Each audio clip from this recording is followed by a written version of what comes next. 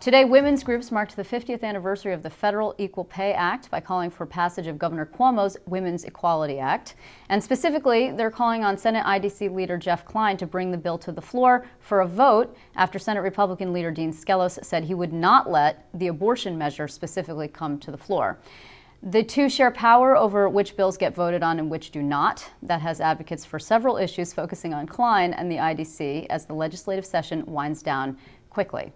Joining me now to explain more is Andrea Miller. She is of NARAL Pro-Choice New York, and Karen Scharff from Citizen Action. Thank you very much for being here. Thank you for having us. So just to be clear, are you guys formally working together?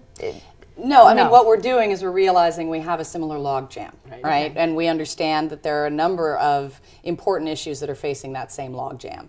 As you said at the top of this segment, we have a coalition government. Right. This coalition government was formed in large part because of Senator Klein and the Independent Democratic Caucus.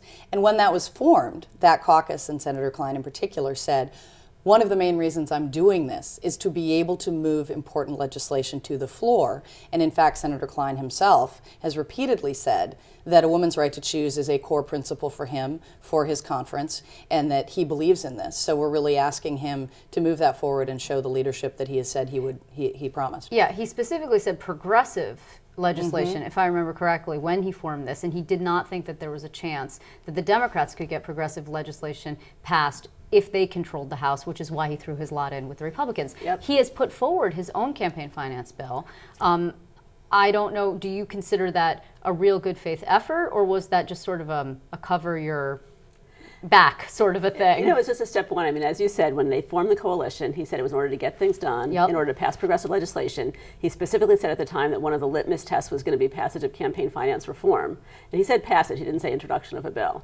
So what we're really looking for now is we'd like him to fulfill his promise, bring it to the floor for a vote, and pass comprehensive campaign finance legislation. He's got a bill, but at this point his bill only has 4 supporters. We need a bill that's going to go to the floor and pass with 32 votes. And there are 32 votes for comprehensive campaign finance reform in the Senate, but nobody's bringing that bill to the floor. So now that we have this coalition government, instead of seeming like a way to get things done, it feels more and more like a way to create gridlock and be a barrier to votes coming to the floor, because Jeff can't get his bills to the floor, and presumably if he doesn't want the Republican bills to come to the floor, they could be blocked as well. So what is this government really for if it's not to have any votes? Okay, so 2 things before we go any further. It sounds like you diverge slightly here. If I'm not mistaken, the Women's Equality Act has 10 points. Yes, the most controversial point is the abortion plank point. Well, controversial, not to the most public. problematic point. I don't know what else to call I know, it. I understand. I mean, look, let's be clear, though. The reality is that the most polled provision of the Women's Equality Act is on a woman's right to choose and protecting women's right to choose. What this plank does is very explicitly, in one simple sentence, with another simple sentence referencing Roe, codifies Roe versus Wade and the core holding that the Supreme Court upheld in Planned Parenthood versus Casey. But you so want it's not all 10. Controversial. It's not, right, you want all 10, which is where we diverged just before. Sorry to cut you off, No Andrea. problem. Just to finish this thought. You're saying Jeff Klein has a bill, Karen, you're saying, but it only has 4 supporters, and you would be willing to take some sort of compromise bill. Is that correct? So there's different compromises on the specific language of each piece, but it has to have public funding, a small donor matching system, and the governor has laid out that he has 4 points: small donor matching system, limits, disclosure, and enforcement. Right. And so a bill that covers those 4 things is what we're looking for. Okay, but you're saying, Andrea, you need those 10, all 10, even though it's been suggested that maybe the Republicans could do 9 and not the abortion piece. I mean, look, the reality is the whole point of this act and why it is so wildly popular is that it understands and reflects all of the ways right now in our laws that women are held back in New York State.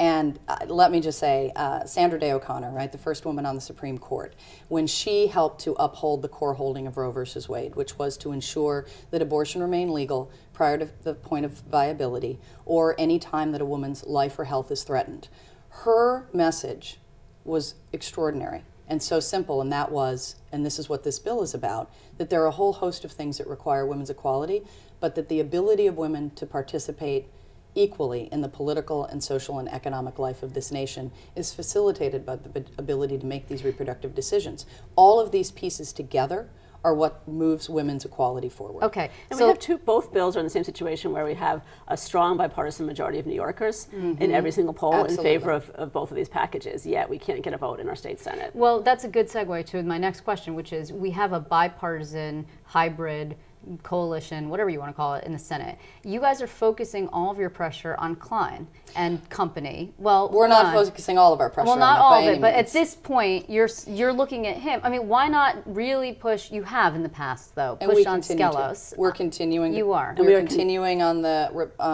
both on the Republican conference, because we do believe that if there are in fact Republican members of the Senate who, if they are allowed to vote their conscience and what their constituents want, given the latest polling, anywhere from 2/3 to up to 80%, depending on how you ask the question. Even when you ask it hard, in a hard way, we get more than 2/3% of voters across the state and across demographics. So we are focused on certainly Senator Klein, but we also appreciate the importance of continuing to urge those senators in those districts who can take this vote that they should.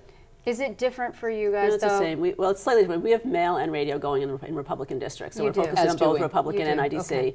I think the problem that we have is similar in that the Republican leader has said no. And so we're going to the co-leader, Jeff Klein, to say yes. Exactly. It doesn't mean that there's not, we're pushing Republican vote for Republican votes. There are Republicans who we think could come around. There are Republicans who are pro-choice, of course. And so it's really a matter of the fact that since Senator Skelos has said no to a vote, we're now saying, Senator Klein, you need to bring it to a vote. Okay, but my understanding is that they make decisions together. I mean, even if Jeff Klein, even if he was to sort of really embody what it was that he said, and I have seen now various different targeted pieces online of, quoting specific things that Jeff Klein said, you're not a real Democrat unless you're pro-choice, et cetera, et cetera. And he has been very strong about reform in campaign finance and elections, et cetera.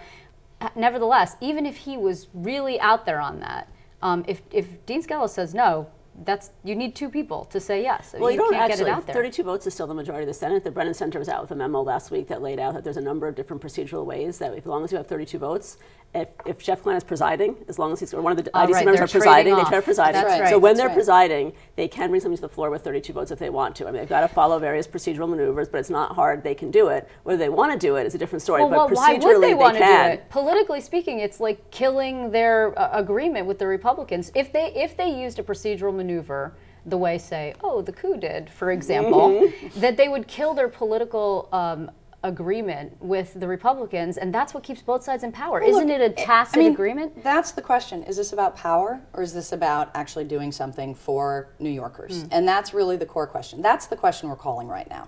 Is this about having a power position and deciding you're not going to do anything in order to hold that power position? Or is it about showing leadership and saying, as a leader, I am willing to step up and say, I want to see move forward not only what I believe in, what a majority of New Yorkers believes in, and what I truly believe the Senate can vote for. I mean, the Women's Equality Act, and I think this is, again, where we keep coming back to a similar set of conversations, and it's why we're both on the show today, is that we know that if we can move this forward, if this is about leadership and about what New Yorkers need and want, then we should be able to do this. If it's about parlor tricks and parliamentary maneuvers and keeping power for power's sake, this is about cake and eat it too, right? They want to have their cake, right, which is the power, and they want to eat it too, meaning that they don't actually have to do anything.